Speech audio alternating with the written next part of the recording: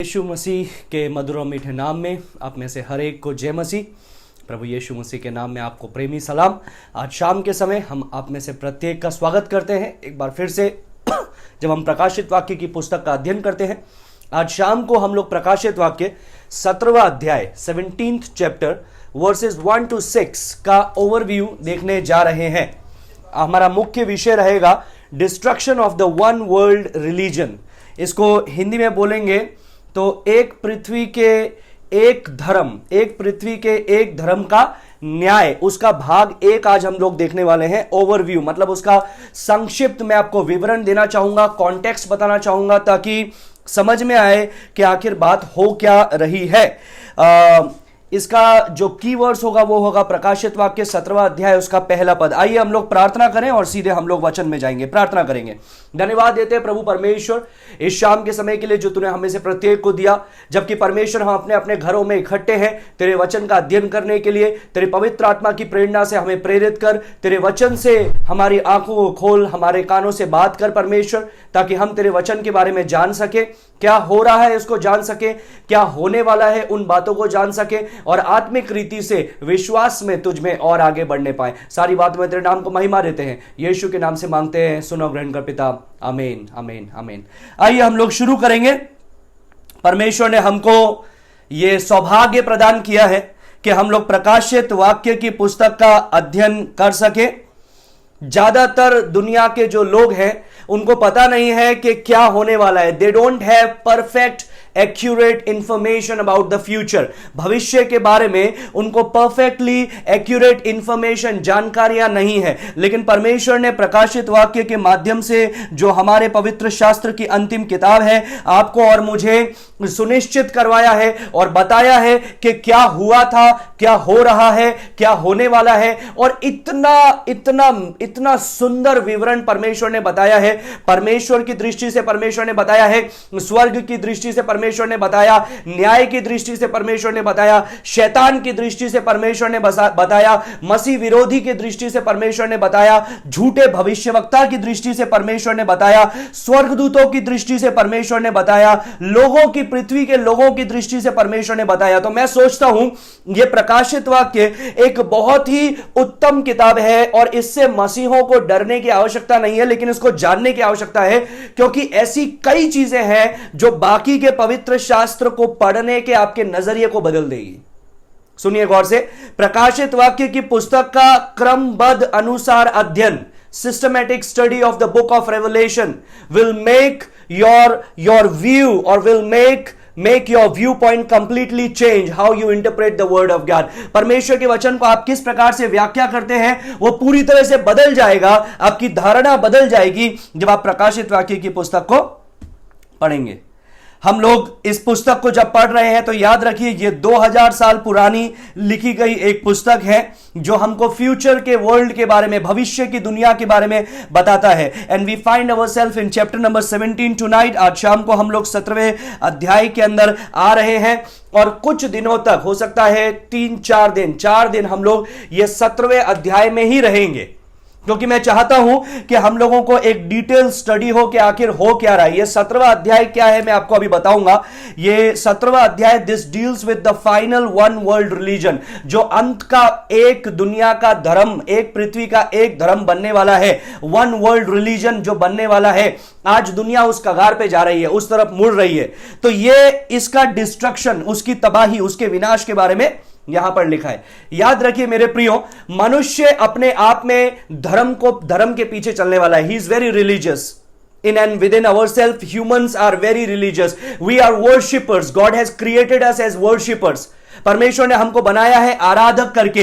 And when we there are place in the world जहां पर अभी तक कोई पहुंचा नहीं है, धर्म के विषय बताया नहीं है, लेकिन लोग वहां पर भी सूर्य की, पेड़ों की, सृष्टि की एनिमिस्टिक रिलीजन बोलते हैं ना, हाँ, वो क्या कर रहे हैं, जीव जंतु की, प्राणियों की आराधना कर रहे हैं। They are worshipping the nature, they are worshipping creation, because there is a gap within themselves. उनके अंदर एक खाली खड्डा है, जीवन के अंदर एक खोखलापन है, जो सिर्फ परमेश्वर के आराधना या परमेश्वर की जो साथ में संबंध है वही उस खालीपन को, खोखलेपन को भर सकता है। आपने सुना होगा कई लोग आत्महत्याएं कर लेते हैं, सुसाइड कमिट कर लेते हैं। क्यों कर लेते हैं? Because they feel lonely. और ज्यादातर जो बहुत लोगों के बीच में रहने वाले लोग हैं, फिल्म स्टार्स हुए और बाकी बड़े बड़े लोग हुए, जो बहुत ही विख्यात प्रख्यात लोग हैं, वे लोगों को अकेलापन का शिकार वे लोग ज्यादा होते हैं। तो हम लोग देखते हैं परमेश्वर ने हमको एक आराधक करके बनाया है। परमेश्वर ने हमको ऐसा बनाया है कि हम चाहते हैं किसी सुपर नेचुरल के साथ में एक संबंध बनाना। We have a longing within ourselves. हमारे अंदर एक लॉन्गिंग है, एक प्यास है, एक भूख है उस परमेश्वर को जानने की, उस सृष्टिकर्ता को जानने की।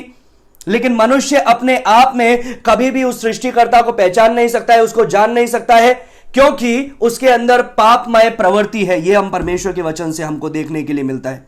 सो he is an incurable man is an incurable worshipper who will bow inevitably to some shrine, if not the true God, then gods of his own inventions. जब मनुष्य सच्चे परमेश्वर को नहीं प्राप्त करता है तो वो क्या करता है? अपने इमेजिनेशन के द्वारा ईश्वरों को बनाता है और उस इमेजिनेटिव ईश्वरों की वो पूजा करने लगता है, उसकी आराधना करने लगता है।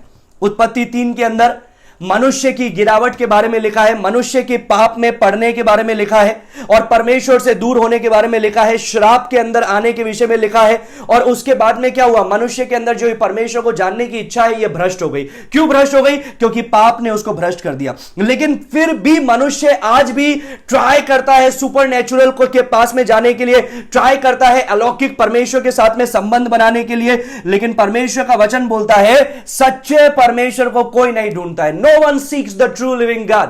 सच्चे परमेश्वर को, जीवते परमेश्वर को कोई ढूंढता नहीं है। सो हम लोग क्या करते हैं? लोग क्या करते हैं? अपने आप से अपने लिए एक चीज बना लेते हैं, एक कुछ वस्तु बना लेते हैं या कुछ इमेज बना लेते हैं, और हम लोग सोचते हैं ये हमें बचाने वाला है। रोमियो 1 अध्याय उसका 9 से 32 में पढ़ना चाहूंगा। रोमियो 1 उसका 9 से 32। आज का जो विषय है ये बहुत ही महत्वपूर्ण है, क्योंकि ये हमको धर्मों के बारे में कई बातों को बताने वाला है। धर्म किस प्रकार से बने, किस प्रकार से आए, आज जो हो रहा है वो ऐसा क्यों हो रहा है, उसका विवरण ये हमको दे रहा है। तो बहुत ही विशेष आज का क्लास रहेगा। आइए हम लोग रोमियो उसका 1 का 19 से 32 तक पढ़ेंगे। वहां पर ऐसा लिखा है, इसलिए कि परमेश्वर के विषय का ज्ञान उनके मनों में प्रकट है। मतलब परमेश्वर है, मनुष्य अपने दिल में जानता है। He knows, every single person knows that there is God. जब मनुष्य समस्या में पड़ता है, परेशानी में पड़ता है, सबसे पहले उसके मुंह से कुछ निकलता है तो वो ओ माय गॉड, हे मेरे परमेश्वर, हे भगवान, है ना, हिंदुस्तान में बोले हे भगवान। तो मनुष्य के अंदर एक लॉन्गिंग है परमेश्वर को जानने की। परमेश्वर ने उसके दिल में यह ज्ञान रखा है, क्योंकि परमेश्वर ने उन पर प्रकट किया है उसके अनदेखे गुण, अर्थात उनकी सनातन सामर्थ्य और परमेश्वरत्व। जगत की सृष्टि के समय से उसके कामों के द्वारा देखने में आते हैं, यहां तक कि वे निरुत्तर हैं। तो क्या होगा उस मनुष्य का जहां तक सुसमाचार नहीं पहुंचा? उसका न्याय कैसे होगा? ज्यादातर ये सवाल लोग मुझसे पूछते हैं। और लोग पूछते हैं उस इनोसेंट व्यक्ति का क्या होगा जो जंगलों के अंदर पैदा हुआ, कभी बाहर आया नहीं, कोई प्रचारक उस तक नहीं गया, उसका न्याय कैसे होगा? आपने भी कभी यह सवाल सोचा होगा कि उसका न्याय कैसे होगा? उसको तो मौका ही नहीं मिला यीशु के बारे में सुनने का। तो मैं उसको बोलता हूं तो वो बोलता है, मुझे व्यक्ति प्रश्न पूछने के बाद बोलता है ऐसा कोई इनोसेंट व्यक्ति होगा तो वो तो स्वर्ग में ही जाएगा क्योंकि उसको तो मौका ही नहीं मिला। तो मैं उसको बोलता हाँ, ये बिल्कुल ठीक है। जो इनोसेंट व्यक्ति है, जो मासूम व्यक्ति है, जो इस प्रकार का इनोसेंट व्यक्ति जिसके बारे में आप बात कर रहे हैं, जो जंगलों में रहता है, वो श्योरली स्वर्ग में ही जाएगा। लेकिन समस्या यह है, परमेश्वर का वचन बताता है रोमियो 3 का 23 में, सबने पाप किया और परमेश्वर की महिमा से रहित हो गए। That means there is no one innocent. मतलब कोई भी इनोसेंट नहीं है, मासूम नहीं है, कोई ऐसा नहीं है जिसने कभी पाप किया नहीं। तो यहां पर परमेश्वर का वचन बताता है कि परमेश्वर ने सृष्टि के द्वारा मनुष्य को अपने बारे में बता करके रखा है ताकि वे निरुत्तर हो जाएं। तो उनका न्याय कैसे होगा? जितना प्रकाशन परमेश्वर ने उन्हें दिया है उसके बिना पर, उसके जरिए उनका न्याय होगा। 20वें पद में लिखा है ताकि वे निरुत्तर हैं।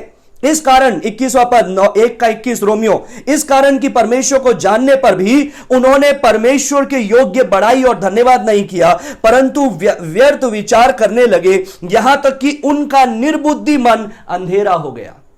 क्या करने लगे? परमेश्वर को जाना लेकिन फिर भी उसको महत्व नहीं दिया, तो उनका निर्बुद्धि मन अंधेरा हो गया। वे अपने आप को बुद्धिमान जताकर मूर्ख बन गए। ऐसे ऐसी चीजें बनाई जो बुद्धिमान जता करके वे क्या बन गए, मूर्ख बन गए। फिर लिखा है और अविनाशी परमेश्वर की महिमा को सुनिए नाशवान मनुष्य, पक्षियों, चौपायों और रेंगने वाले जंतुओं की मूरत की समानता में बदल डाला। यह कहां लिखा हुआ है?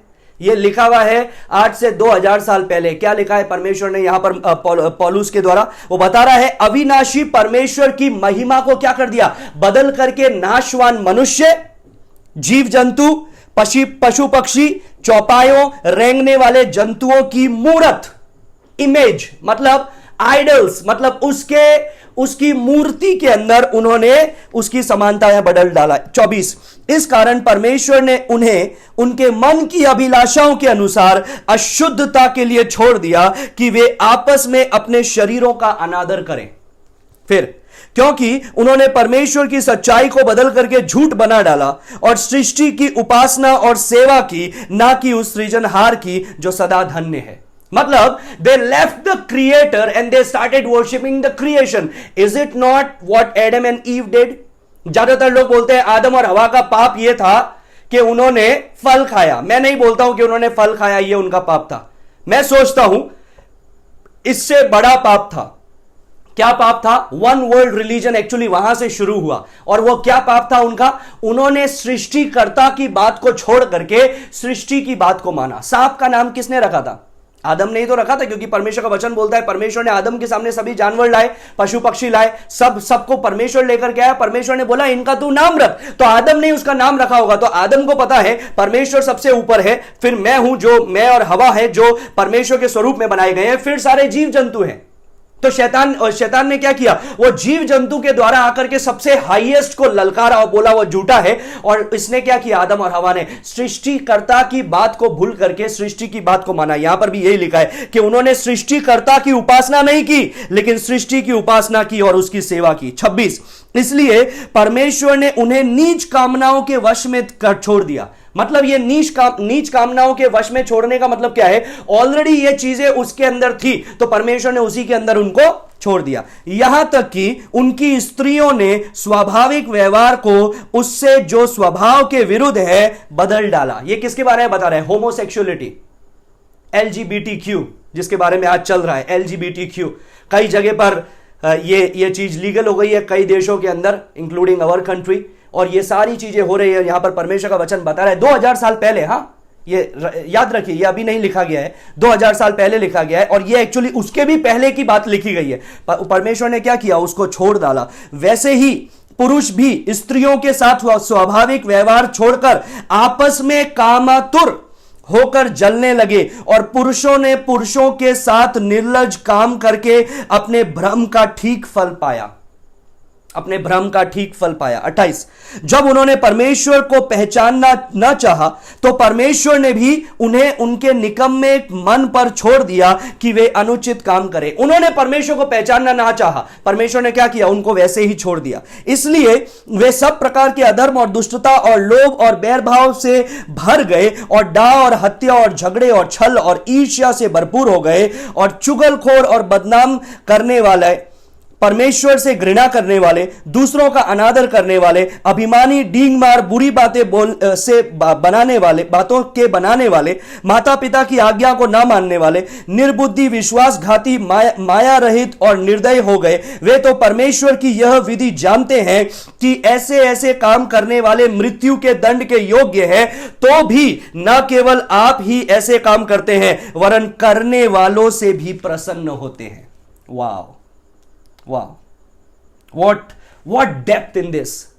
मेरे को अगर मेरे पास में समय होता तो मैं सिर्फ रोमी 1 के ऊपर आज शाम को आपको कई बातों को बताता, लेकिन समय के कमी के कारण मैं वापस से प्रकाशित वाक्य की ओर मुंह मोड़ना चाहूंगा। और मैं आपको बताना चाहूंगा अभी अभी जो आपने पढ़ा है वो क्या बताता है? मनुष्य के अंदर एक डिजायर है किसी की पूजा करने के लिए, एक इच्छा है किसी की आराधना करने के लिए, लेकिन वो जो इच्छा है, वो जो डिजायर है, वो उसकी पापमय प्रवृत्ति के कारण भ्रष्ट हो गई है। और भ्रष्ट होने के कारण he is religious, but he is hopelessly religious. आशा रहित धर्म के पीछे चलने वाला है। He is a worshipper but false worshipper, झूठी आराधना करने वाला है। He does not any longer seek the true God, वो सच्चे परमेश्वर को ढूंढता नहीं है, सच्चे परमेश्वर के साथ में संबंध नहीं बनाना चाहता। और यदि उसका सच्चे परमेश्वर के साथ में संबंध बनेगा या बनता है तो यह परमेश्वर है जो उस तक आता है। इसलिए यूहन्ना 15 में यीशु मसीह ने क्या कहा? क्या कहा? You did not choose me but I chose you and appointed you that you go and bear much fruit. तुमने मुझे नहीं चुना लेकिन मैंने तुम्हें चुना है ताकि तुम जाओ और बहुत सा फल लाओ। सो playing with this religious mindset of humans, मनुष्य के ये धर्ममय प्रवृत्ति के साथ में खिलवाड़ करते हुए शैतान ने एक झूठा धर्म उसके मन में, उसके दिल में, उसके जीवन में रख दिया। Now false religions are extremely popular. वो क्या करता है फॉल्स रिलीजन के अंदर? जो मनुष्य चाहता है, जैसा वो बनना चाहता है या जो काम वो करना चाहता है वो काम वो करता है। आपको पता है डाकुओं का भी देवी होता है, चोरों का भी ईश्वर होता है, और जो व्यभिचार करने वाले हैं, जो जो जो जो शराब में डूबे रहने वाले हैं, जो ड्रग्स लेने वाले हैं, जो गांजा और आदि नशे अफीम वगैरह के अंदर मगन रहने वाले हैं, उनका भी एक देवता होता है। So what I want to say is that man created his own god to accommodate his own sinful nature. अपने स्वयं के पापमय प्रकृति को, प्रवृत्ति को अकोमोडेट करने के लिए, उसका हल बनाने के लिए, वो जो करना चाहता है वो सही करार देने के लिए उसने अपने लिए ईश्वरों को सृज लिया, बना लिया। दूसरा कुरिन्थियों 11 का 14-15 में क्या लिखा है? शैतान खुद एक ज्योतिर्मय स्वर्गदूत का रूप धारण करके आता है और धार्मिकता का सेवक बन के आता है। क्या लिखा है दूसरा कुरिन्थियों 11 का 14-15 में? शैतान खुद ज्योतिर्मय स्वर्गदूत बनकर के आता है और वो धार्मिकता का सर्वेंट या धार्मिकता का एक दास बनकर के आता है।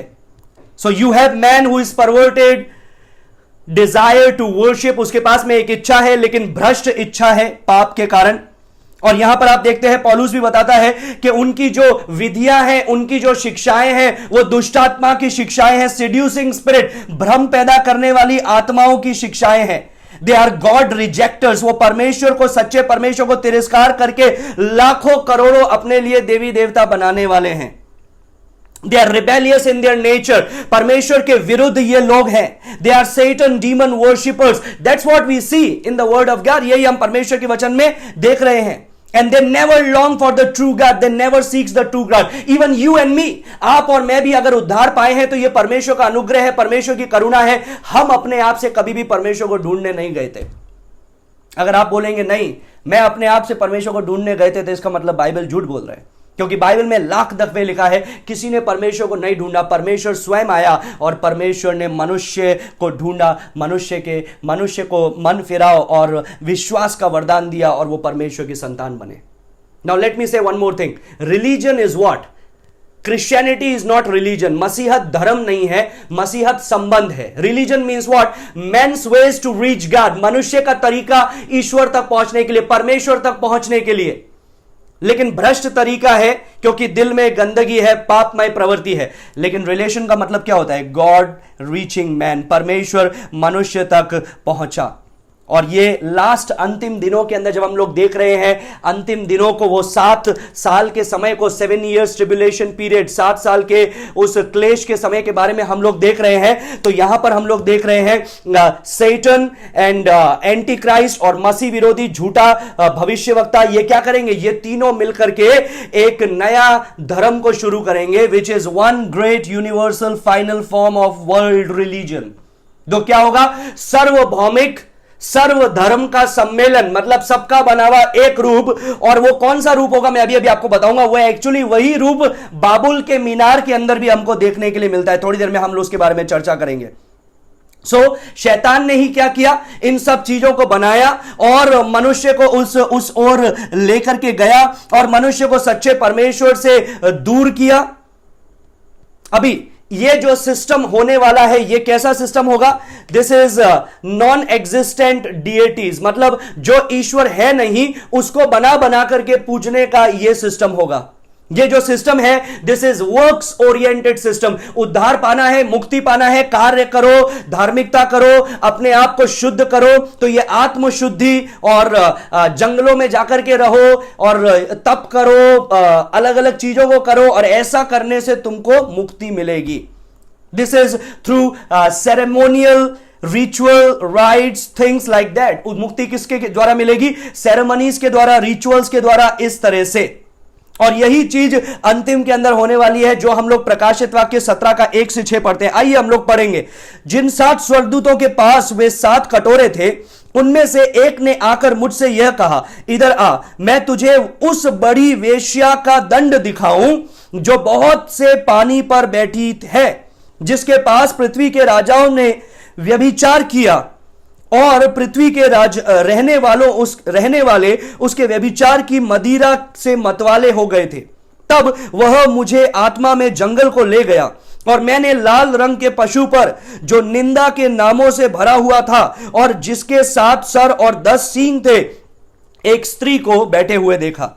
यह स्त्री बैंजनी और लाल रंग के कपड़े पहने थी और सोने और बहुमूल्य मणियां और मोतियों से सृजी हुई थी, और उसके हाथ में एक सोने का कटोरा था जो घृणित वस्तुओं से और उसके व्यभिचार की अशुद्ध वस्तुओं से भरा हुआ था। उसके माथे पर यह नाम लिखा था, गौर से सुनिए क्या नाम लिखा था, भेद, बड़ा बेबीलोन, पृथ्वी की वेश्याओं और घृणित वस्तुओं की माता। सुनिए इसका नाम क्या है, भेद, बड़ा बेबीलोन, पृथ्वी की वेश्याओं और घृणित वस्तुओं की माता। मैंने उस स्त्री को पवित्र लोगों का लहू और यीशु के गवाहों का लहू पीने से मतवाली देखा। उसे देखकर मैं चकित हो गया। A very wonderful, incredible, shocking, amazing vision. यहां पर जो हम लोग एक दर्शन देख रहे हैं, चौंका देने वाला, स्तब्ध करने वाला, आश्चर्य में डालने वाला एक वो चीज है। And this is one world religion. अगर एक लाइन में इसको बताया जाए तो ये क्या है, वन वर्ल्ड रिलीजन, जिस ओर आज दुनिया जा रही है। और ये कोई नई चीज नहीं है, ये पहले से शैतान ने पहले भी की थी। अब याद रखिए, जब ये 60 साल के अंदर शैतान राज करेगा, तो शैतान खुद तो राज करेगा ही, लेकिन उसने एक पशु को बुलाया जो मसीह विरोधी है। अभी मसीह विरोधी किसके ऊपर राज करने वाला है? मिलिट्री पावर पर, सेना की शक्ति पर, मटेरियलिस्टिकली, इकोनॉमिकली, पॉलिटिकली, किंगडम, और ये सारे राज्यों पर वो राज करने वाला है। लेकिन ये जो झूठा भविष्यवक्ता होगा, जिसको दूसरा पशु के द्वारा बताया गया है, ये दूसरा पशु क्या करेगा? Spiritual and religious kingdom. He will rule on spiritual and religious kingdom। और इसलिए 18वां अध्याय जब आप लोग देखते हैं, 18वां अध्याय जो हम लोग कुछ दिन बाद में देखने वाले हैं, प्रकाशित वाक्य 18, it talks about the material side of Satan's kingdom. शैतान के राज्य की भौतिक तरीके से वो बताता है, मटेरियल साइड बताता है। लेकिन 17 जो है, chapter 17, it talks about the spiritual side, वो आत्मिक गतिविधियों को बताता है। 18वां अध्याय जो है वो बताता है परमेश्वर ने किस प्रकार से दंड दिया उसके भौतिक नजरिए से, और 17वां अध्याय में बताता है स्पिरिचुअली परमेश्वर ने उसको किस प्रकार से दंड दिया। ये दोनों ही जो है, इसको बेबीलोन द ग्रेट नाम से बोला गया है। किस नाम से बोला गया है? Babylon the great.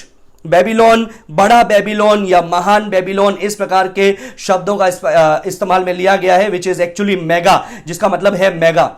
So chapter 17 and chapter 18 it talks about the destruction, वो विनाश के बारे में बताता है। Chapter 17 आत्मिक रीति से विनाश के बारे में बताता है। Chapter 18 शारीरिक रीति से या भौतिक रीति से विनाश के बारे में बताता है। Now keep this in mind, इस बात को आप अपने दिमाग में बैठा लीजिए। Chronology has stopped in chapter number 16 verse 21। 16 का 21 जो हम लोगों ने कल पढ़ा था, वहां पर समय खत्म हो गया है। ये 60 साल का समय खत्म हो गया है, ठीक है। 16 का 21 के अंदर जहां पर क्या हुआ था, मन भर के ओले पड़े थे जब 7वां जो कटोरा था वो उंडेला गया था। और एक्चुअली 16 के 21 के बाद में डायरेक्ट 19वां अध्याय आता है, जब यीशु मसीह आता है, राज्य अर्मागदन का युद्ध होता है और 1000 साल के लिए उसका राज्य होता है। नाउ चैप्टर 17 एंड 18 क्या है? एक्चुअली चैप्टर 17 एंड 18 हमको फिर से वो 60 साल के समय की ओर लेकर के जाता है, और सिर्फ यह नहीं बताता है कि क्या न्याय हुआ, लेकिन यह बताता है कि क्यों उनका विनाश हो रहा है और कैसे उनका विनाश हो रहा है, and that is the world empire, जो दुनिया का राज्य है। सो चैप्टर नंबर 17 तीन भागों के अंदर हम इसको तोड़ने वाले हैं।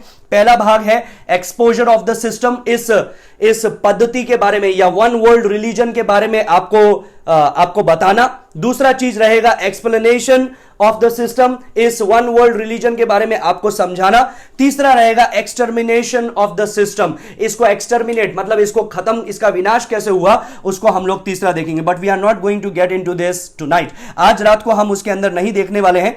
अभी मैं चाहता हूं हम लोग 5वें पद को पढ़ेंगे और I want to grasp the significance of the name, उसका नाम का क्या महत्व है उसको हम लोग देखेंगे। 5वें पद में लिखा है उसके माथे पर एक नाम लिखा था। Now this one world religion, चाहे इसका कितना भी अच्छा नाम हो, इक्यूमेनिकल नेम हो सकता है या फिर कोई सुंदर नाम हो सकता है जो दुनिया इसे देगी, जो मसीह विरोधी इसे देगा, झूठा भविष्यवक्ता इसे देगा, चाहे कुछ भी नाम हो, परमेश्वर का वचन इसको क्या नाम देता है उसको हम लोग पढ़ेंगे। परमेश्वर का वचन ने इसको नाम दिया भेद, बड़ा बेबीलोन, पृथ्वी की वेश्याओं और घृणित वस्तुओं की माता। इंग्लिश में लिखा है it's name is mystery Babylon the great, mystery Babylon the great, the mother of prostitutes and of the abomination of the earth. The mother of prostitute, पृथ्वी की वेश्याओं और घृणित वस्तुओं की माता। नाउ रिमेंबर, 2 बार यूहन्ना ने यह बेबीलोन के विनाश के बारे में पहले हमको बता चुका है। 14वें अध्याय के 8वें पद में लिखते जाइएगा, हां 14 के 8 में बेबीलोन के विनाश के बारे में लिखा हुआ है और 16 के 19 में भी बेबीलोन के विनाश के बारे में लिखा हुआ है। अभी यहां पर हम लोग देख रहे हैं कि क्या क्या था यह सिस्टम और किस प्रकार से यह सिस्टम काम करेगा और शैतान किस प्रकार से इसको लागू करेगा। So Babylon is both political and spiritual. Babylon जब नाम लिया जाता है तो वो पॉलिटिकल भी है और स्पिरिचुअल भी है। Political Babylon is depicted as monster, जो राजनीतिक ढंग से जो दुनिया पर शासन करेगा, मसीह विरोधी, उसको बताया गया है एक मॉन्स्टर के द्वारा या एक राक्षस के द्वारा। और spiritual Babylon is depicted as a mother, जो आत्मिक बेबीलोन जो अभी हम लोग देख रहे हैं, आत्मिक बेबीलोन 17वें अध्याय के अंदर, यह कैसे बताया गया है, यह एक माता के नजरिए से बताया गया है कि यह माता है। So we are going to see the distinction, इन दोनों में हम लोग अंतर देखेंगे। So this is what Babylon the great, उसका नाम है बेबीलोन द ग्रेट। अभी बेबीलोन द ग्रेट ऐसा क्यों है, क्योंकि यह सिर्फ बेबीलोन तक सीमित नहीं है, यह रहस्य यही है। भेद लिखा है ना, भेद, यह भेद की बात क्या है, भेद की बात यह है कि यह सिर्फ नेचुरल बेबीलोन या जो स्थान है, जो सोदोम हुआ, मिस्र हुआ, रोम हुआ या इवन यरूशलेम हुआ या फिर लिटरली बेबीलोन, ये सिर्फ वो एक नाम नहीं है उस स्थान का या उस जगह के बारे में सिर्फ नहीं बताया है, ये बताया है एक वर्ल्ड सिस्टम के बारे में, वन वर्ल्ड रिलीजन सिस्टम। इसको आप अपने दिमाग में बैठा लीजिए। तो ये एक स्थान के बारे में नहीं बताता है जब बेबीलोन नाम आया है, ये पूरी दुनिया का ऑर्डर के बारे में बताता है। 17वां अध्याय क्या ऑर्डर बताता है, रिलीजियस ऑर्डर, धर्म की प्रणाली को बताता है। अब यूहन्ना जब ये लिख रहा था उस समय भी एक बेबीलोन था, वहां पर यहूदी लोग भी थे जो रहते थे और उन यहूदी लोगों ने एक बेबीलोनियन तलमूद करके एक किताब को लिखा, बेबीलोनियन तलमूद, जो एक्चुअली पुराने नियम का हिस्टोरिकल कमेंट्री है, ऐतिहासिक उसके ऊपर टिप्पणी है। तो यूहन्ना के दिनों में भी बेबीलोन एक नगर था, लेकिन ये जो जब वो यहां पर बताता है बेबीलोन, बड़ा बेबीलोन या Babylon the great, it is not talking about a geographical location. ये एक जगह के बारे में नहीं बता रहा है, लेकिन ये एक सिस्टम के बारे में बता रहा है। It talks about a satanic deceptive system, ये एक शैतान का धोखा देने वाले प्रणाली के बारे में बता रहा है। It is trans historical Babylon, मतलब ये इतिहास के अंदर तक ही सीमित नहीं है, ये इतिहास से बाहर, मतलब उस समय में, ये 60 साल के समय में आने वाला एक सिस्टम है जिसके बारे में बता रहा है। It is a system of idolatry, ये मूर्ति पूजा का सिस्टम है। It is a system of satanic dissipation and power, शैतान का धोखा देने वाला और अपने सामर्थ्य को शुरू करने वाला, शक्ति को बताने वाला एक सिस्टम होने वाला है।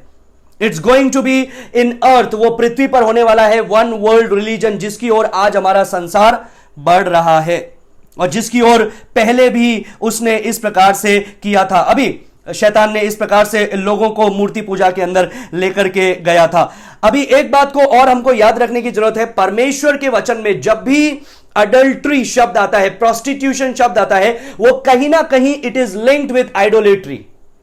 अडल्ट्री कहीं ना कहीं it is linked with idolatry, इसलिए नया नियम में भी बोला है बाकी सब जो पाप करते हैं हम बाहर से करते हैं, लेकिन जो व्यभिचार है वो क्या कर रहे हैं, हम देह के साथ में कर रहे हैं। हम क्या कर रहे हैं, परमेश्वर के मंदिर को शैतान के साथ में एक कर रहे हैं। तो ये सिर्फ शारीरिक व्यभिचार नहीं है। अगर शारीरिक रीति से भी कोई परमेश्वर का दास या कोई परमेश्वर का संतान अगर किसी के साथ में घृणित काम को करता है तो वो क्या कर रहा है, परमेश्वर के पवित्र मंदिर को लेकर के शैतान के मंदिर के साथ में वो एक कर रहा है। So it is spiritual prostitution.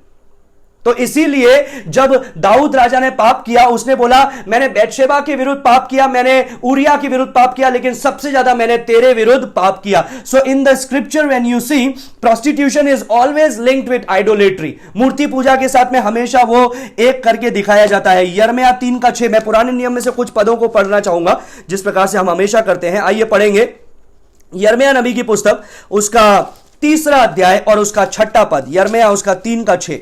वहां पर इस प्रकार से परमेश्वर का वचन कहता है, फिर योशिय्याह राजा के दिनों में यहोवा ने मुझसे यह भी कहा, क्या तूने देखा कि भटकाने वाली इज़राइल ने क्या किया है, भटकने वाली इज़राइल ने क्या किया है, उसने सब ऊंचे पहाड़ों पर और सब हरे पेड़ों के नीचे जा जाकर के व्यभिचार किया।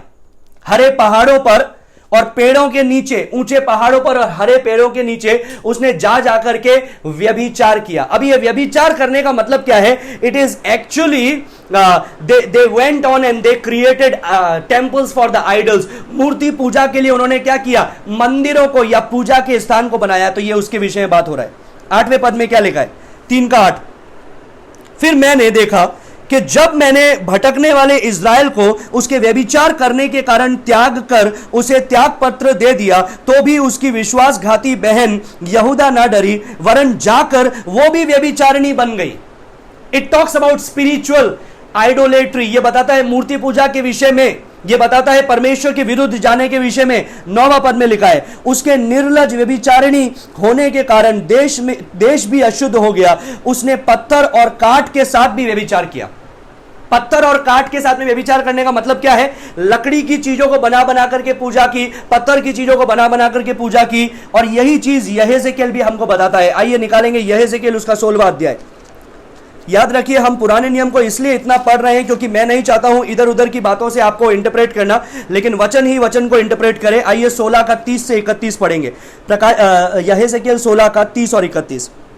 प्रभु यहोवा की यह वाणी है कि तेरा हृदय कैसा चंचल है कि तू ये सब काम करती है जो निर्लज वेश्या ही के काम है। ये परमेश्वर इज़राइल के बारे में बोल रहा है, तू ये सब काम कर रही है जो निर्लज वेश्या के काम है। तूने हर एक सड़क के सिरे पर जो अपना गुम्मट और हर चौक में अपना ऊंचा स्थान बनवाया, क्या इसी में तू वेश्या के समान नहीं ठहरी, क्योंकि तू ऐसी कमाई पर हंसती है। So god is talking about idol worship. So पुराने नियम में हम जब देखते हैं, नए नियम में जब हम देखते हैं, prostitution is always linked with idol worship, हमेशा उसके साथ में बताया गया है। 32 से 34 पढ़ना चाहूंगा, यहेज़ेकेल 16:32 से 34। वहां पर ऐसा लिखा है, तू व्यभिचारिणी पत्नी है, तू पराये पुरुषों को अपने पति के बदले ग्रहण करती है। मतलब अपने परमेश्वर को छोड़ करके, इज़राइल को परमेश्वर की पत्नी बोला गया है ना, वाइफ ऑफ गॉड, उसने अपने परमेश्वर को छोड़ करके आत्मिक रीति से वो पराये देवी देवताओं को जाकर के पूजती है। इसका मतलब वो क्या कर रही है, अपने हस्बैंड को छोड़ करके दूसरे पतियों के साथ में जाकर के उसको ग्रहण करती है। सब वेश्याओं को तो रुपया मिलता है, परंतु तूने अपने सब मित्रों को स्वयं रुपए दे करके और उनको लालच दिखा करके बुलाया कि वे चारों ओर से आकर तुझसे व्यभिचार करें। मतलब लड़कियां तो इस प्रकार से इसलिए करती है, वेश्याएं इसलिए करती है क्योंकि उनको पैसा मिलता है, लेकिन तू तो पैसा दे दे करके तू उनको बुला रही है और तुम उनके साथ में ऐसा काम कर रही हो।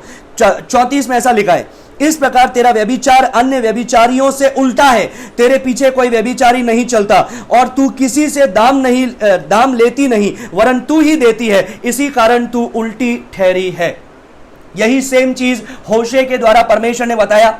जब परमेश्वर ने बोला होशे को कि तू जाकर के एक व्यभिचारिणी वेश्या से तू जाकर के विवाह कर, और उसने जाकर के विवाह किया, और क्या हुआ, बच्चे होने के बाद में फिर वो चली गई अपने वेश्यावृत्ति की ओर। फिर वो उसको लेकर के आया, उसकी पत्नी का नाम गोमेर था, वो फिर होशे उसको लेकर के आया, फिर वो चली गई, फिर होशे उसको लेकर के आया। तो परमेश्वर ने क्या बताया, उसके जीवन के द्वारा परमेश्वर ने बताया कि ये जो होशे है ये परमेश्वर के जैसा है।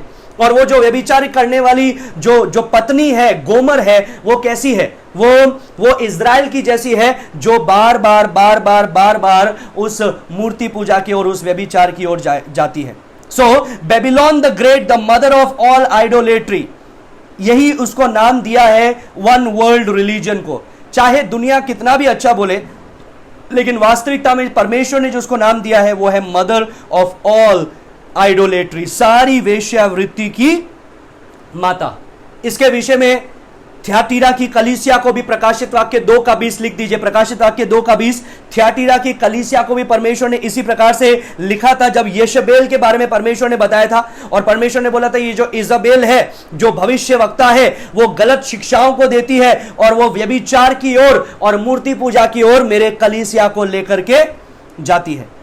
एक स्त्री के बारे में प्रकाशित वाक्य 12 के अंदर भी वर्णन किया गया है, जहां पर एक स्त्री, जिसको आपको पता है, जो सूरज को ओढ़े थी, जो तारे उसके सर पे लगे थे मुकुट के अंदर, वो किसको बताता है? वो इज़राइल को बताता है। 19वां अध्याय का 7वां पद और 8वां पद, वहां पर भी एक स्त्री के बारे में लिखा है।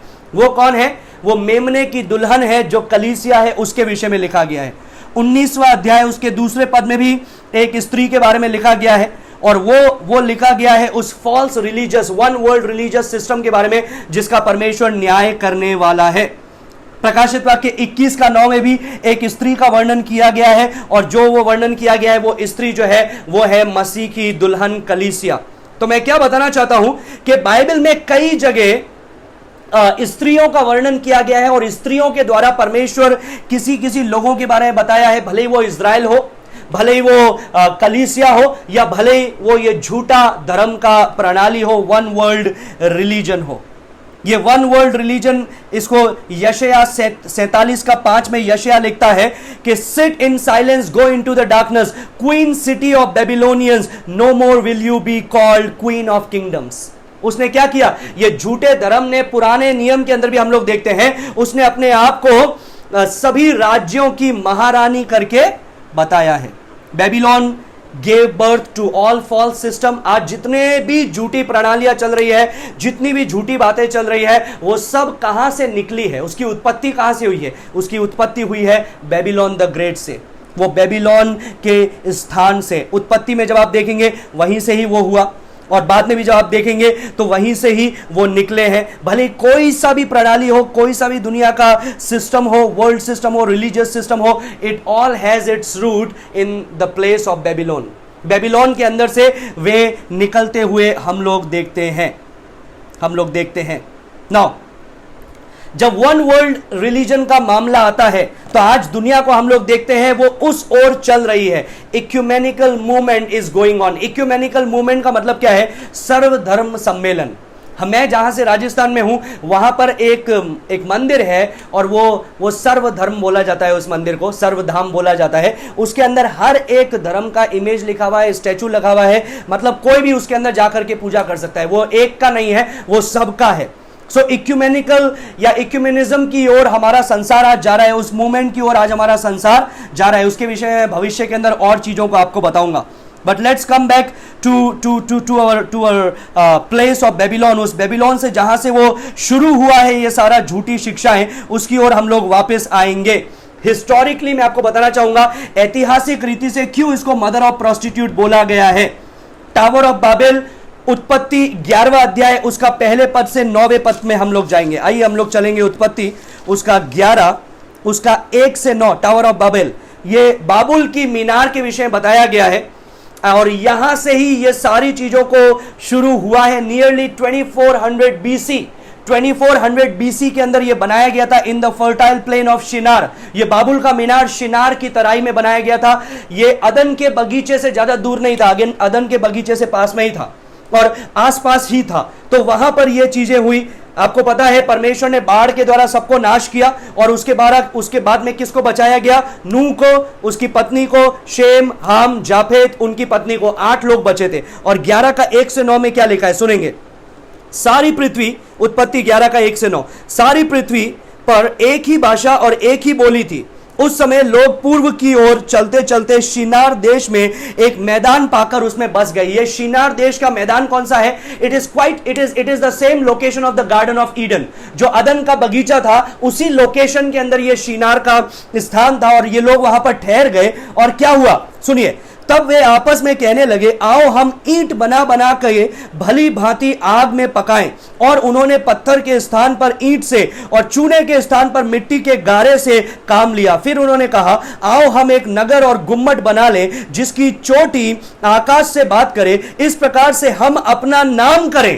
किसके लिए बनाया? हम अपना नाम करें। False religion system, one world religion कहां से शुरू हुआ? यहां से, एक्चुअली गार्डन ऑफ ईडन से शुरू हुआ था, जहां पर शैतान ने आदम और हवा को सृष्टिकर्ता को बुला करके सृष्टि की ओर मोड़ दिया, सृष्टि की बात सुनने के लिए मोड़ दिया। और यहां पर वही चीजें हो रही है 11 का 1 से 9 में। तो यहां पर और आगे क्या लिखा है सुनिए, हम अपने लिए एक गुम्मट बनाएं जिससे हम अपने लिए अपना नाम फैलाएं। और फिर ऐसा लिखा है, ऐसा ना हो कि हम को सारी पृथ्वी पर फैलना पड़े। जब लोग नगर और गुम्मट बनाने लगे तब उन्हें देखने के लिए यहोवा उतरा। क्या लिखा है? परमेश्वर उसको देखने के लिए उतरा और यहोवा ने कहा, मैं क्या देखता हूं कि सब एक ही दल के हैं और भाषा भी उन सब की एक ही है और उन्होंने ऐसा ही काम भी आरंभ किया है। और अब जो कुछ वे करने का यत्न करेंगे उसमें से कुछ भी उनके लिए अनहोना ना होगा। फिर लिखा है, इसीलिए आओ हम उतर के उनकी भाषा में गड़बड़ी डालें कि वे एक दूसरे की बोली को ना समझ सके। आओ हम, ये किसके विषय में लिखा है? पिता, पुत्र, पवित्र आत्मा।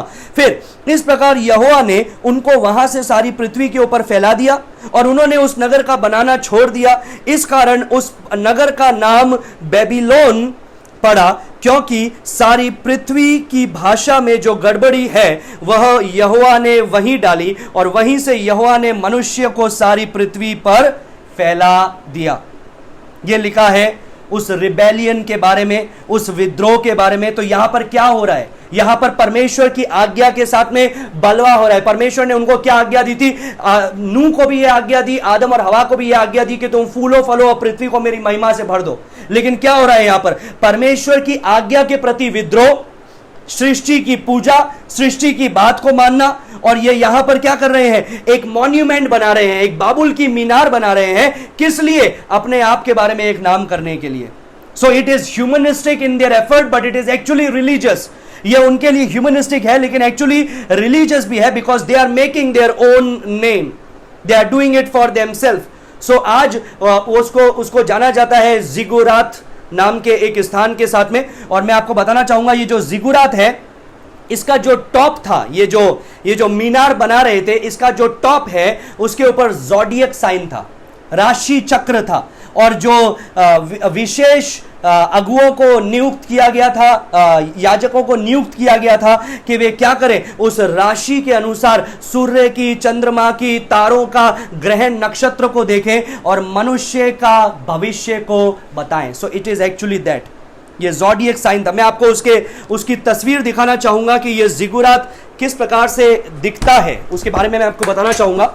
गौर से देखेंगे यहां पर जिगुरात किस प्रकार से दिखता है, उसके बारे में मैं वर्णन करना चाहूंगा आपको।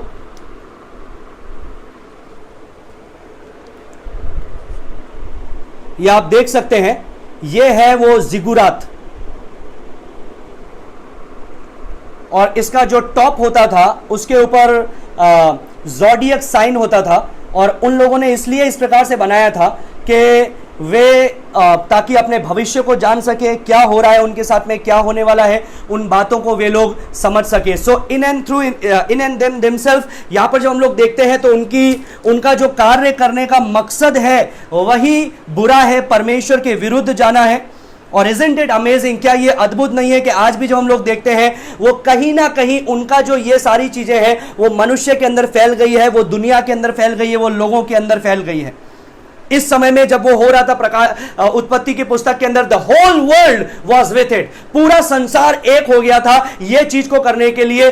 फॉल्स रिलीजन, डीमन वर्शिप, ये इन्वेंशंस ऑफ मैन, ये सारी चीजों को चल रहा था। उत्पत्ति 10 का 6 में जब हम लोग पढ़ते हैं तो ये ज्यादा समय नहीं हुआ था वो परमेश्वर को प्रलय दिए हुए। उत्पत्ति 10 का 6 पढ़ेंगे, वहां पर इस प्रकार से लिखा है, हाम के पुत्र कूश, मिस्र, फूत, और कनान हुए। क्या लिखा है? हाम के पुत्र कूश, मिस्र, फूत और कनान हुए। आइए पढ़ेंगे उसका 8वां पद। कूश के वंश में निम्रोद भी हुआ, पृथ्वी पर पहला वीर वही हुआ। वह यहोवा की दृष्टि में पराक्रमी शिकार देखने वाला ठहरा। इससे यह कहावत चली है, निम्रोद के समान यहोवा की दृष्टि में पराक्रमी शिकार खेलने वाला। निम्रोद के समान परमेश्वर की दृष्टि में पराक्रमी शिकार खेलने वाला। Now this is in Hindi अगर हम पढ़ेंगे तो हमको लगेगा अच्छी बात उसके बारे में बोला जा रहा है, लेकिन जब आप इसको ओरिजिनल ट्रांसलेशन में पढ़ेंगे तो ये अच्छी चीज नहीं है। Actually the meaning of Nimrod is rebel.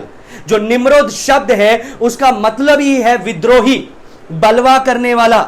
He was foreshadowing the antichrist. मसीह विरोधी जो इस समय में करने वाला है उसका फोरशैडो है ये निम्रोद। जो झूठा भविष्यवक्ता वन वर्ल्ड रिलीजन बनाने वाला है उसका एक प्रोटोटाइप है जो हम लोग यहां पर देख रहे हैं। उत्पत्ति 11वें अध्याय में देख रहे हैं जब निम्रोद ने क्या किया, सारे लोगों को एक किया और एक मीनार बनाने लगे जो स्वर्ग तक जा सके, उनके भविष्य को बता सके और सारी चीजें उनके सामने हो सके, वे अपने आप के लिए ईश्वर बन सके। इसके बारे में आज जो इसका इंप्लीकेशंस है उसके बारे में बताना चाहूंगा।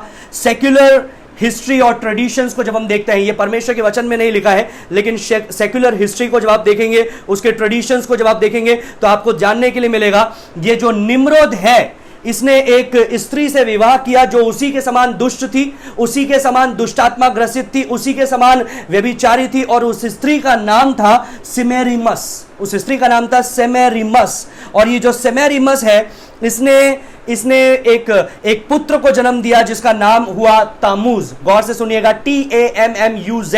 अभी मैं आपको कुछ इसके बारे में बताना चाहूंगा, इसलिए मैं इसका नाम यहां पर लिख देता हूं, तामूज। ये इस निम्रोद का जो वंश है उसका नाम हुआ तामूज और ये इस स्त्री से विवाह के द्वारा हुआ। और इस स्त्री ने क्या किया? इस स्त्री ने बोला, जो उत्पत्ति 3:15 में भविष्यवाणी की गई है कि स्त्री का वंश सांप के सर को कुचलेगा, इस सेमेरिमस ने बोला कि यह भविष्यवाणी उसके द्वारा पूरी होती है। तो सेमेरिमस ने एक्चुअली एक झूठा धार्मिक सिस्टम को चालू किया जिसके अंदर उसने अपने आप को फर्स्ट हाई प्रीस्टेस बताया कि मैं ही महायाजकीय स्त्री हूं। इस प्रकार से उसने अपने आप को बताया। एंड दस बिगेन मदर चाइल्ड कल्ट।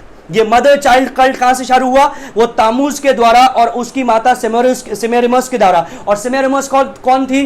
ये निम्रोद की पत्नी थी। ये बिब्लिकल हिस्ट्री के अंदर आपको देखने के लिए नहीं मिलेगा। जब सेक्युलर हिस्ट्री और ट्रेडिशंस को देखेंगे तो उसके अंदर ये बातों को जानने के लिए मिलेगा। So it began there. और ये बेबीलोन से शुरू हुआ एक चीज है जहां पर टावर ऑफ बाबेल मतलब बाबुल की मीनार को बनाया गया। From Babylon it spread to Phoenicia. Babylon के बाद में ये जो मदर चाइल्ड कल्ट है, मतलब माता और संतान का जो झूठा धर्म है, ये फैल गया फोइनेशिया में और उसका नाम था एस्तोरत एंड तामूज।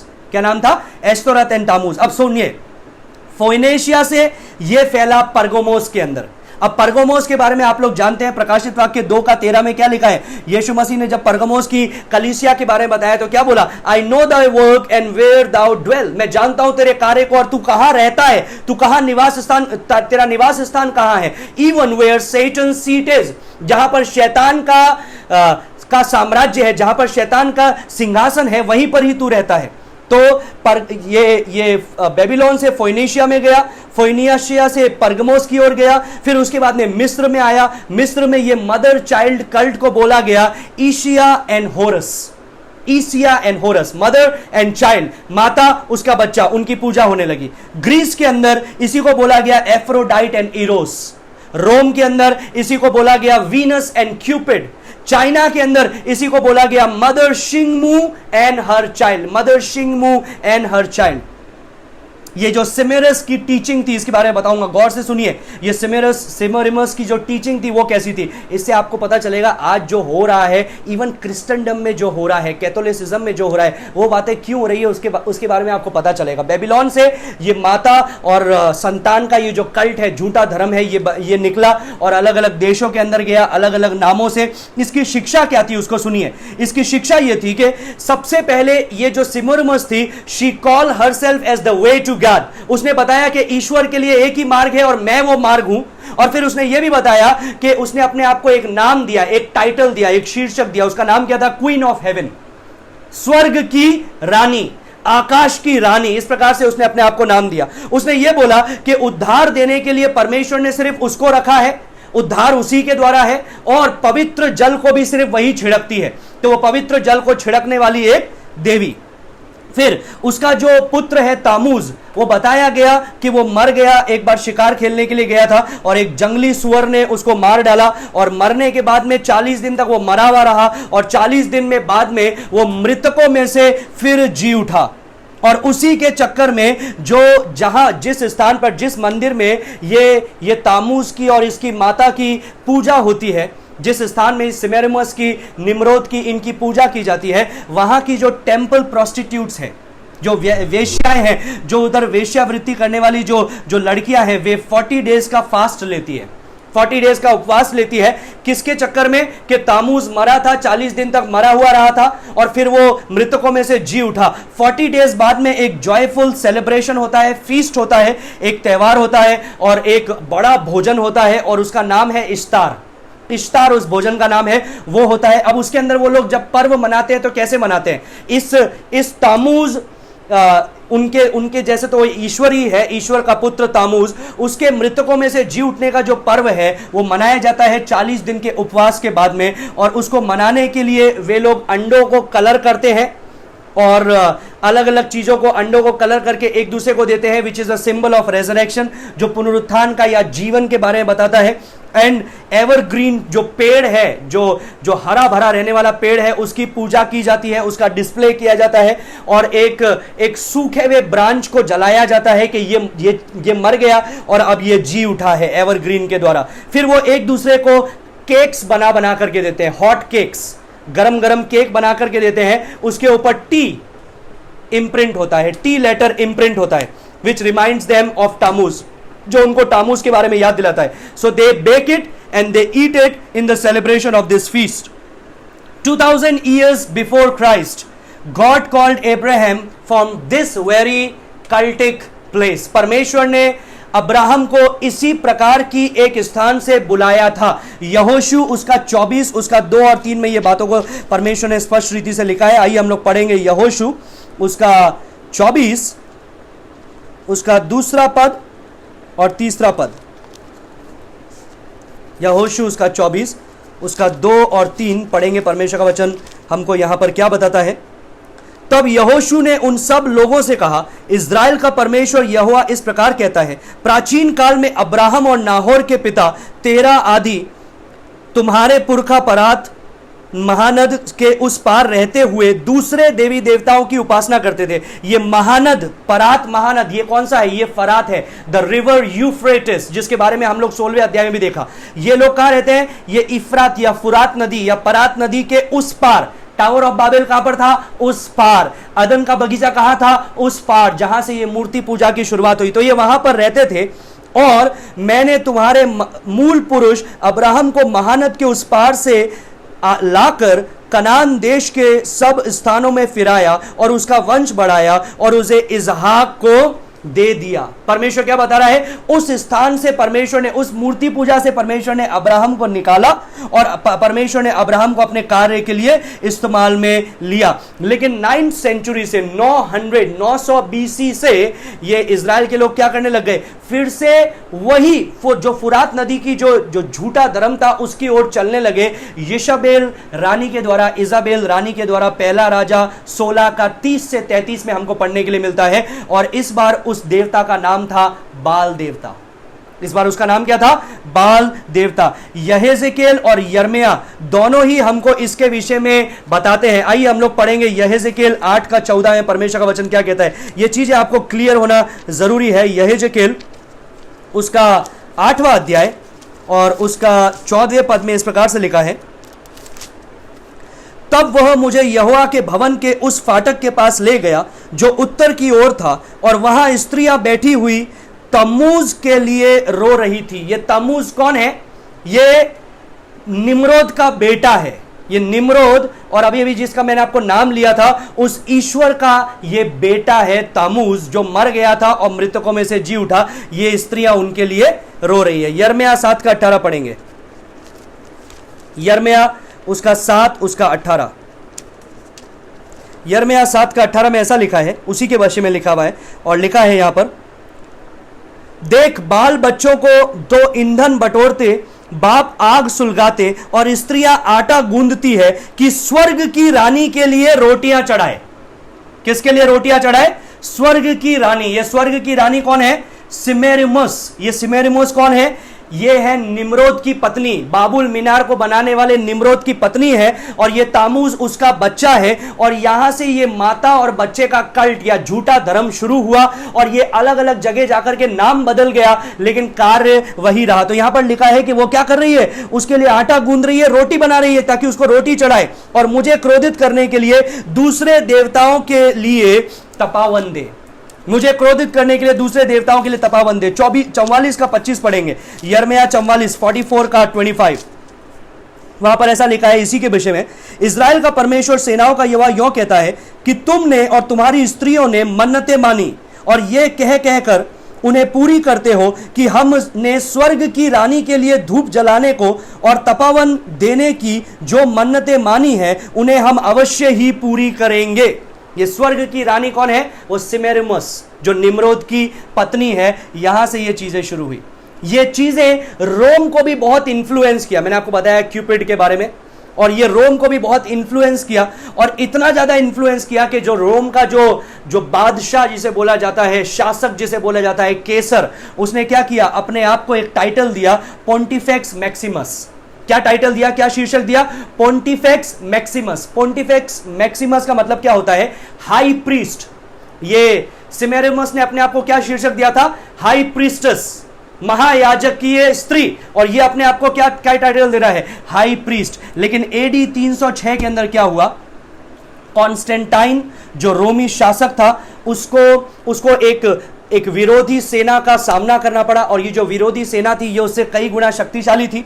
तो उसने इस प्रकार से देखा कि एक सपने में उसने दर्शन देखा और दर्शन के अंदर क्या देखा कि एक ब्लू कलर का झंडा है और उसके ऊपर लाल कलर का क्रॉस है और उसके ऊपर साइन लिखा हुआ है इन होक सिग्नो विंसेस। क्या साइन है? इन होक सिग्नो विंसेस, जिसका मतलब होता है इन दिस साइन कॉन्कर। इस चिन्ह से तुम विजेता को प्राप्त करो, तुम जय को प्राप्त करो। वो दूसरे दिन उठा और उसने क्या किया? अपने झंडे को नीला रंग का बनाया, उसके ऊपर क्रॉस का चिन्ह लगाया और वो युद्ध करने के लिए गए और युद्ध में विजयी भी हो गए।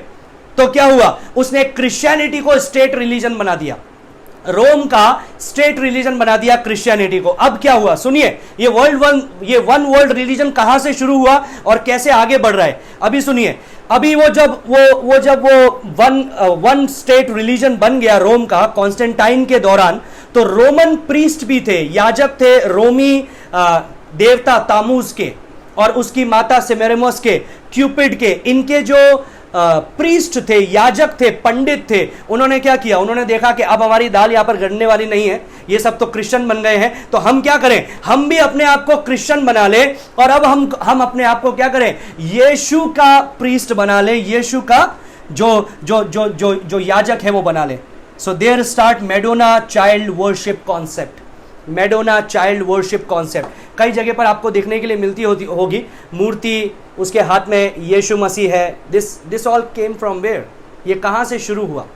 ये कहीं ना कहीं उस बेबीलोन से शुरू हुआ जहां पर वन वर्ल्ड रिलीजन शुरू होने वाली चीज थी। नाउ क्या होने लगा?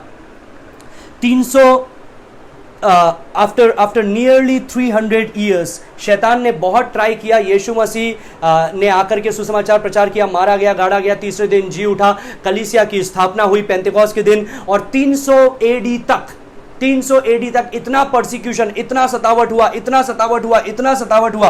और जब वो सतावट के द्वारा वो कलीसिया को रोक नहीं पाया, लेकिन कलीसिया बढ़ती चली गई, तो उसने क्या किया? शैतान ने दूसरा षड्यंत्र अपनाया। उसने क्या किया? वो ही कलीसिया के अंदर मिल गया। और पहले बाहर से अत्याचार कर रहा था और अब क्या करने लगा, अंदर से भ्रष्टता को फैलाने लगा, परमेश्वर से लोगों को दूर ले जाने लगा, farther from the relationship with Christ, nearer to the religion of Christ. यीशु मसीह का एक धर्म बना दिया कि हां इस धर्म में ऐसा करना पड़ता है, ऐसा करना पड़ता है, ऐसा करना पड़ता है। और आज कहीं ना कहीं उन चीजों को हम लोग भी अपना रहे हैं, मान रहे हैं। For example just happy Easter. ये ईस्टर क्या है, एस्ट्रे गॉडेस है, which is a Phoenician goddess, which is actually a version of Tammuz and Sumermus। सुमेरुमस और तामूज का एक वर्जन था, वो गॉडेस एस्ट्रे, और उसकी पूजा करी जाती थी अंडों के साथ में, उसकी पूजा की जाती थी ब्रेड के साथ में, जैसी तामूज की पूजा की जाती थी। आपने यहेजकेल यिर्मयाह से भी आप लोगों को मैंने पढ़ाया। मतलब ये सिर्फ कहानी किससे नहीं है, ये वचन में भी है। वो उन दिनों में ये सारी चीजें हो रही थी और ये सब चीजें कहां आ गई, कलीसिया के अंदर आ गई। इसलिए मैं कहता हूं मेरे प्रिय भाइयों बहनों, हमें कुछ भी चीज को फॉलो करने से पहले जानने की आवश्यकता है कि आखिर ये किस ओर जा रहा है। कहीं ना कहीं शैतान आज इवन कलीसियाओं को भी उस ओर मोड़ रहा है। किस ओर, सच्चे संबंध से मुड़ करके जस्ट एक्सपीरियंसेस, जस्ट इमोशनलिज्म मतलब कुछ भी काम करो, संडे को आकर के रो धो गिरो पड़ो और बस पवित्र आत्मा तुम में है, और फिर जाकर के जैसा संसार जीवन बिताता है वैसा अपना जीवन बिताओ। कोई जीवन में अंतर नहीं है, कोई जीवन में पवित्रता नहीं है, कोई जीवन में यीशु का जैसा जीवन नहीं है, कोई सुसमाचार प्रचार नहीं है, लेकिन नाम से क्रिश्चियन है। So these things have entered even Christianity। और मैं आपको बताना चाहूंगा बहुत ही दुखद स्थिति है कि आज दुनिया उसी ओर जा रही है जिसको वन वर्ल्ड रिलीजन बोलते हैं। पोप ने तो ऑलरेडी ये कर भी दिया है। पोप ने, जो करंट पोप है, उसने ऑलरेडी ये कर भी दिया। मैंने आपको बताया था, शायद आपको याद है या नहीं, 14 मई था या क्या था, मैं तारीख भूल गया, मेरे दिमाग से निकल गया, लेकिन उस तारीख को उसने ये स्थापित करके रखा था कि सारे धर्म के बड़े बड़े लोग मिलेंगे और मिल करके एक सर्वधर्म सम्मेलन होगा और यह देखा जाएगा कि कैसे हम एक हो सकते हैं, कैसे हम एक होकर के, एकता में ही शक्ति है, ऐसा बोलते हैं ना, एकता में ही शक्ति। अरे चोर भी एक होते हैं, तो क्या उसमें शक्ति होती है? हाँ शक्ति होती है, लेकिन विनाश करने के लिए। यही शक्ति वहां निम्रोद के अंदर भी थी। एक थे वे लोग, एंटी क्राइस्ट, वो मसीह विरोधी का एक परछाई था, जब उसने पूरी दुनिया को एक कर दिया एक चीज करने के लिए, और वो क्या था? अपने लिए नाम कमाने के लिए। और यही प्रकाशित वाक्य में भी हो रहा है, और यही चीजों की ओर हम लोग जा रहे हैं, अपने लिए नाम कमाने के लिए, अपने लिए शोहरत कमाने के लिए। जो ज़ोडिएक चिन्ह वहां पर चल रहे थे, वही ज़ोडिएक चिन्ह आज यहां पर भी चल रहे हैं। ज़ोडिएक चिन्हों को क्या बोलते हैं? राशिफल, है ना? वही राशिफल जो वहां से शुरू हुए थे, निम्रोद से शुरू हुए थे, जुगरत से शुरू हुए थे, वही राशिफल आज पूरी दुनिया के अंदर है। और बहुत ही दुख की बात है कि कई मसीह लोग भी सुबह सुबह अखबार खोल करके बैठ जाते हैं कि मेरी राशि कैसे होगी, उसके अनुसार अंगूठियां भी पहनते हैं। टॉपिक से बाहर जा रहा हूं लेकिन बताना जरूरी है, उसके अनुसार अंगूठियां भी पहनते हैं। अरे मेरी राशि में ऐसा है, मेरे को ऐसी अंगूठी पहननी है, मेरे को मोती की अंगूठी पहन रही है ताकि मेरा क्रोध शांत हो। वो क्रोध शांत तो नहीं हुआ, क्रोध और भड़क गया। याद रखिए, शैतान कहीं ना कहीं दुनिया को उस ओर लेकर के जा रहा है, इक्यूमेनिज्म की ओर लेकर के जा रहा है, उस ओर जहां पर वन वर्ल्ड रिलीजन बनेगा, उस ओर वो लेकर के जा रहा है। इसके विषय में जैसे हम 17वें अध्याय में आगे बढ़ते जाएंगे, मैं इसके विषय में आपको और बताता जाऊंगा। लेकिन आज के लिए यही है कि ये कहां से शुरू हुआ उसको जाने। ये वन वर्ल्ड रिलीजन कोई नई चीज नहीं है जो शैतान इस 60 साल के समय में लेकर के आएगा। ये वन वर्ल्ड रिलीजन शुरू हुआ था अदन के बगीचे से, जहां पर शैतान ने सृष्टिकर्ता को छोड़ करके सृष्टि की पूजा करने के लिए, सृष्टि की बात मानने के लिए, सृष्टि के प्रति आज्ञाकारी होने के लिए आदम और हवा को भड़काया। उसके बाद में ये निम्रोद से पहले, उसके बाद में ये नूह के जो लोग थे, न्यू के जमाने में, उन लोगों के अंदर ये चीजें आई। परमेश्वर ने पूरी दुनिया को तबाह किया, 8 लोगों को बचाया, और ज्यादा समय नहीं हुआ। क्या हुआ? नूह, उसका संतान Shem, I think it's Shem और हाम। एक बार फिर से मैं पढ़ना चाहूंगा, लेट मी कंफर्म इट। उत्पत्ति उसका 10वां अध्याय और उसका 6ठा पद, हाम, नूह का पुत्र हाम, और 8वें पद में लिखा हुआ है उसका पुत्र निम्रोद, उसका पुत्र निम्रोद। तो कितनी पीढ़ी हुई? उसके ग्रैंडफादर, उसका ग्रेट ग्रैंडफादर, उसका परदादे थे कौन? नूह। तो उसको यह पता था कि परमेश्वर ने ऐसे विनाश किया, किस कारण विनाश हुआ उसको पता था। ये सारी चीजों को जान करके भी तीसरी पीढ़ी के अंदर ही वो फिर से अपने लिए एक धर्म बनाने लगे, एक कार्य बनाने लगे। And what is religion actually? धर्म क्या है? Men's ways trying to reach God, यही चीज हो रहा था ना बाबुल की मीनार की ओर। आओ हम लोग इतना ऊंचा बनाए, एक गुम्मट इतनी ऊंचे बनाए कि हम स्वर्ग तक पहुंच सके, परमेश्वर तक पहुंच सके। क्या हुआ? उनका अंत क्या था? विनाश, पूरे पृथ्वी पर फैल गए। और यही विनाश हम लोग 17वें अध्याय में इस बड़ी वेश्या का ये विनाश देखने चाहते हैं, देखने वाले हैं। याद रखिए, आज कहीं ना कहीं मसीहत के अंदर भी वो चीजें आती जा रही है। लोग बोलते हैं अरे अनुग्रह तो है ना, जो काम करना चाहते हो वो करो, जैसा रहना चाहते हो वैसा जिंदगी जियो, अनुग्रह है परमेश्वर का। दाऊद ने पाप किया, परमेश्वर ने उसको माफ कर दिया, कुछ भी करो परमेश्वर तो माफ करेगा। कहीं ना कहीं एक्सपीरियंसेस के अंदर हम लोग ज्यादा जा रहे हैं बनिस्बत परमेश्वर के वचन के। खड़ा होकर के कोई ये बोले कल रात को मैंने क्या दर्शन देखा, दर्शन में ऐसा देखा वैसा देखा, ओ वाह, लोग बिना उबासी लिए, बिना पानी पीने के लिए गए ये चीजों को सुनने के लिए सोचेंगे। लेकिन जहां वचन का प्रचार होगा, people will not want to listen it. लोग उसको सुनना नहीं चाहेंगे। क्यों? वचन सुनने से क्या मिलता है? विश्वास बढ़ता है। याद है ना, रोमियो की पुस्तक में लिखा है वचन के सुनने से विश्वास बढ़ता है। Consequently faith comes through hearing and hearing comes to the word of God. वचन में बने रहें, पहचाने कि क्या दिन चल रहे हैं, कैसा चीजें हो रही है। आज कई कलीसियाओं को सतावट नहीं है, परेशानियां नहीं है। क्यों? क्योंकि जैसे दूसरे लोग हैं वैसे ही वे लोग भी हैं। When you try to follow the word of God, persecution, troubles and trials comes into your life। इसी चीज़ों को हम लोग यहाँ पर देख रहे हैं। So this is the overview। कहाँ से शुरू हुआ आपको पता चल गया, कैसे शुरू हुआ आपको पता चल गया, किस ओर गया आपको पता चल गया, किस प्रकार से जो वन वर्ल्ड रिलीजन शुरू हुआ था निम्रोद के समय में। उसने शादी किया एक स्त्री से जिसका नाम था सिमेरमोस, उनका एक संतान हुआ जिसका नाम था तमूज, और सिमेरमोस और तमूज ने एक धर्म की शुरुआत की जो झूठा धर्म था, which is mother and child cult. किस प्रकार से वो फोइनिशिया में गया, किस प्रकार से वो मिस्र में गया, किस प्रकार से वो बेबीलोन के अलग अलग क्षेत्र में गया, किस प्रकार से वो इजिप्ट के अंदर गया, किस प्रकार से वो ग्रीक के अंदर गया, किस प्रकार से वो रोम के अंदर गया, किस प्रकार से वो कहीं ना कहीं मसीहत के अंदर भी आ गया। कि हम यीशु से ज्यादा बाकी चीजों को, बाकियों को हम लोग अहमियत देते हैं, जबकि यीशु मसीह ने क्या कहा? एक ही मार्ग है, एक ही सत्य है, एक ही जीवन है, और वो है मैं खुद, यीशु मसीह स्वयं।